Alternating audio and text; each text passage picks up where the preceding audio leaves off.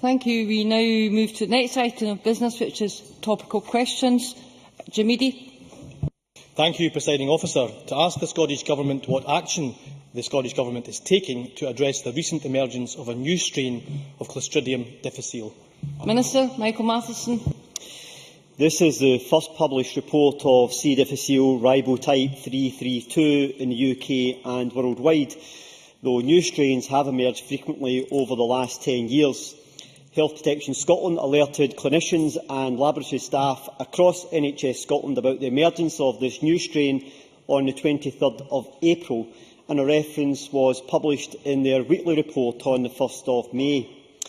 Health Protection Scotland advises that the identification of a new novel ribotype does not require any immediate changes to surveillance or in the antibiotics used to treat infections of CDI.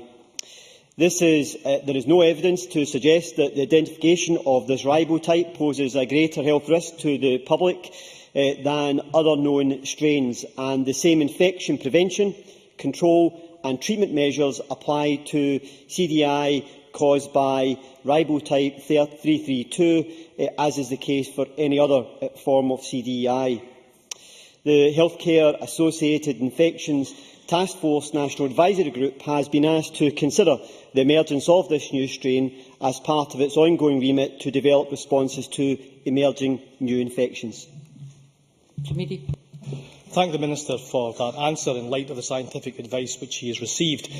Does he agree that while the latest figures from Health Protection Scotland show that C. diff infection in people over 65 are at the lowest level since recording began, patients in Scotland must continue to have confidence in the quality of care and treatment they will receive in hospitals, and that this should not be undermined by fear of contracting an infection?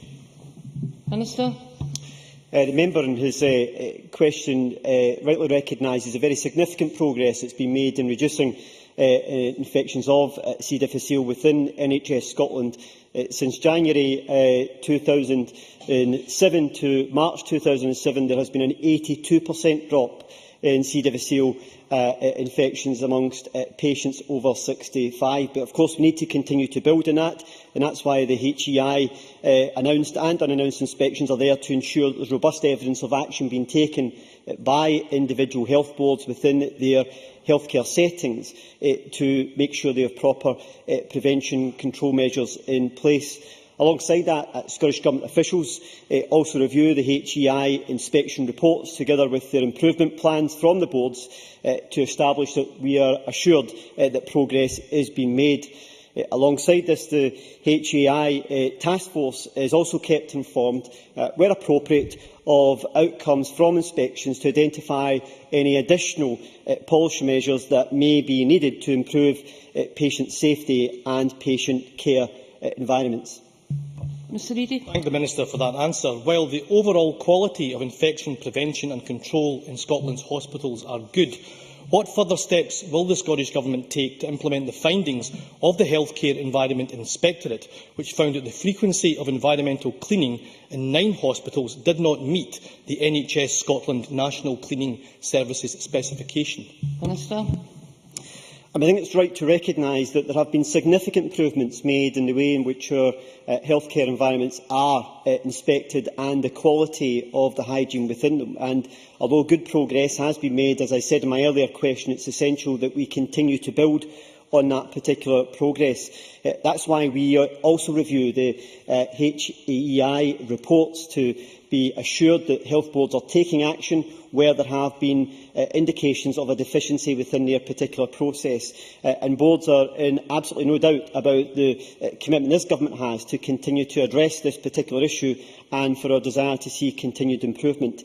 To assist our boards in taking this forward, we have also provided some £5 million annually to allow them to employ several hundred further cleaners to assist with the cleaning of our hospitals and other healthcare facilities, which allows us again to make sure that these environments are kept to the highest possible hygiene standards.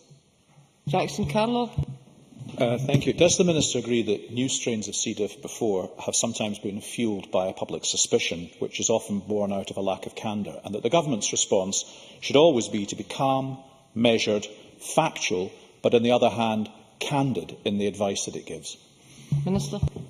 I do agree. When it comes to these types of issues, there is always a potential for partial information to be misinterpreted as though there is a desire to try and withhold information, and I recognise that the members are alluding to some of the concerns that were expressed around the way in which Health Protection Scotland went about announcing this new strain, this new ribo type being identified, which, as I've mentioned, does not raise any further safety issues in terms of treatment or surveillance or action that's necessary in dealing with this particular type of infection, as there has. I believe there are over 500 different types, ribo types of C. difficile. But I think, in reflection, it's very clear that I think Health Protection Scotland could have been more proactive in the information which they made available from the very outset to give public assurance, while at the same time balancing that with patient confidentiality issues. And I think the proactive action which was then taken forward by NHS Fife helped to address any potential concerns that may have arisen as a result of the information that the Health Protection Scotland had made available. Jim Hume. Thank you, Presiding Officer. I'd like to start by offering the condolences to the three families concerned who have had lost ones regarding this new outbreak of C. diff. My thoughts are certainly with them at this time, as I'm sure as with the rest of the Chamber. I understand the rationale between withdrawing the names of the hospitals concerned to protect the families, and of course our first thoughts are with them, but I hope that a dual intention wasn't to protect the besieged Victoria Hospital in Kirkcaldy, which has been the subject of numerous complaints from patients and staff over recent months, and where a nurse recently accused management of redeploying staff to deceive visiting inspectors.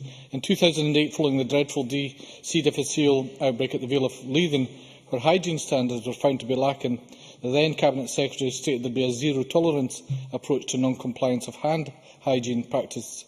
Could the Minister therefore tell me how many reprimands for poor hygiene practices have taken place in the last 5 years in pursuit of this zero-tolerance approach, and what sanctions exist for non-compliance? Minister. Well, I think the zero-tolerance approach is illustrated in the very significant progress that's been made that I outlined in my earlier response about the 82% reduction in C. difficile cases amongst patients who are over 65, and we have a continued ongoing programme with the HEI inspections which take place, which we introduced in order to drive up standards and to continue to make progress on that. We also have our annual programme of helping to work with staff to reinforce the importance of hand hygiene and how that can be attributable to hospital-associated infections, and the ongoing work we do in auditing that to look at what further measures need to be taken within NHS Scotland to further improve that. So a whole succession of measures, I think, demonstrate the real desire and the zero-tolerance approach that has been taken by this government since 2007 in addressing healthcare-acquired infections, and the very marked reductions that have resulted from that type of action, I think, demonstrate very clearly the strong measures which have been taken forward by this government. When it comes to individual reprimands within individual health boards, I think I'm sure the member would recognise that the issue here is not just about a tally of how many reprimands were actually issued. It's about creating the culture where we have a robust system in place of hand hygiene, where staff don't think twice about it. It happens automatically. And that's what we're aiming to do in terms of within the culture within NHS Scotland. And that's why, as I've mentioned, we have seen such marked reductions in hospital-acquired infections over the last 6 years. John Scott. Thank you, Presiding Officer. May I too express my condolences to the families bereaved. The Minister is aware of a new mechanical device based on UV radiation, which it is claimed will eradicate C. difficile, and is currently being used at Stoke Mandeville and other English hospitals. Will it consider trialling this Xenex machine in ward conditions in this difficult situation? Minister. I'm aware of this new piece of technology. As ever within NHS Scotland, we're always keen to look at how we can apply new forms of technology in order to improve patient safety and our healthcare environment, and no doubt this will be one of the issues which NHS Scotland will consider as part of its ongoing improvement work around addressing hospital-acquired infections. Annabel Ewing. Thank you, Presiding Officer. And my thoughts as well go out to the families involved. But I think what the people of Fife would want to know going forward is that they can rest assured that their hospitals are as safe as they can possibly be. And can I ask the Minister, therefore, whether there may be place for a particular reporting mechanism in the months ahead placed on NHS Fife to give that assurance to the people of Fife that these incidences of C. diff are being taken very seriously indeed, and to ensure them that all is being done that can be done to avoid any such future incidences of C. diff in this way? Minister.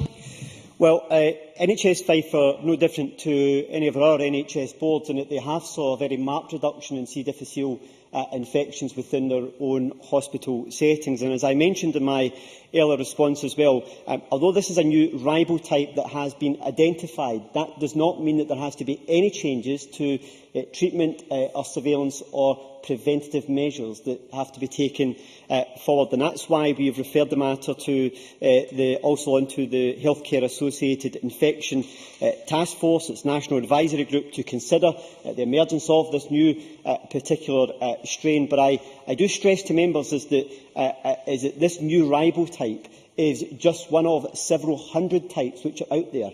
And it is also sensitive to the antibiotics which are used to treat CDI infections, and on that basis NHS Fife have set up a problem assessment team in partnership with Health Protection Scotland, as any other board would do, in looking whether there are any further measures that they can take to further reduce healthcare acquired infections such as CDI. So I think it's important to recognise that NHS Fife have made very significant progress. There is a process in place to evaluate whether there are any further measures that they could take in helping to reduce infection rates. But this new ribotype does not change the way in which we treat and prevent and how we manage CDI infections within our hospitals. Thank you. That ends topical questions.